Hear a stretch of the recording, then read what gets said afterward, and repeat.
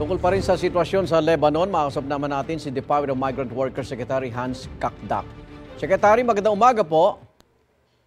Magandang umaga, Igan, sa inyong mga tagapakinig, tagapanood. Ano na pong maasahan na tulong ng mga OFW sa Lebanon mula sa pamahalaan po ng Pilipinas? Yes, katulad ng sinabi ni Yusek Ed, ay meron ng mga ilang buwan mula nung sinimulan natin ang repatriation effort from Lebanon. Pinag-utos ng ating Pangulo ang whole of government approach sa pag-assist mula sa on-site pa lang. Evacuation, pangangalaga, at pag-coordinate ng anumang pangangailangan, pagdulog ng pangangailangan ng mga OFWs on-site. And then sa repatriation, together with OWA, Admin Arnel, and then sa post-repatriation assistance, nandyan ng DOH, DSWD, TESDA, DMW, OWA, kasama na rin ng DOLE sa pagtulong sa mga nanunumbalik. Unprecedented ang financial assistance natin in terms of sa mga nanunumbalik mula sa war-torn areas, war-like areas such as Lebanon. Sabi nga ni Yusek Ed, meron mga 356 na nanumbalik at binigyan natin ng financial assistance 75,000 pesos at 75,000 from DMW at 75,000 from OWA. Opo. Pero yung trabaho po rito ng mga uuwi?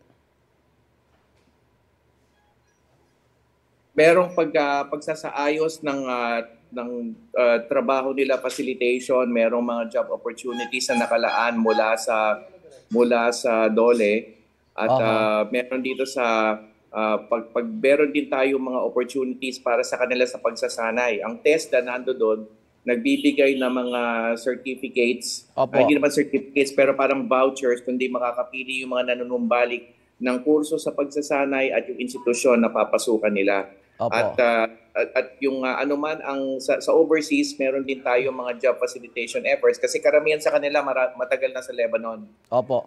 Kaya't itong pagkakaroon ng trabaho para sa kanila ay pwede rin na i-facilitate natin na tinitignan yung job record nila, job experience para sila magkaroon ng trabaho sa ibang lugar. Secretary, paano po yung mga kababayan natin gusto lang magpalipat sa mas ligtas na lugar pero ayaw pa nila umuwi sa Pilipinas? Iga, nakalimutan ko lang yung pagnenegosyo. Meron din pagtulong sa pagnenegosyo. DMW, may programa, pati DSWD, si SECREX, at syempre yung DTI at Department of Agriculture. Doon sa mga kababayan natin doon, nabanggit ni Yusek Ed, 11,000 at 11,300 ayon sa talaan, ay meron tayong ang initial effort dyan, of course, panuwagin na repatriation, but ang initial effort ay evacuation on-site mula sa Timog, paakyat sa bandang gitna sa Beirut. Meron tayong mga nakahandang shelter doon. Doon sila pwedeng manuluyan, doon muna natin sila ililikas bilang sa kanilang pag-uwi.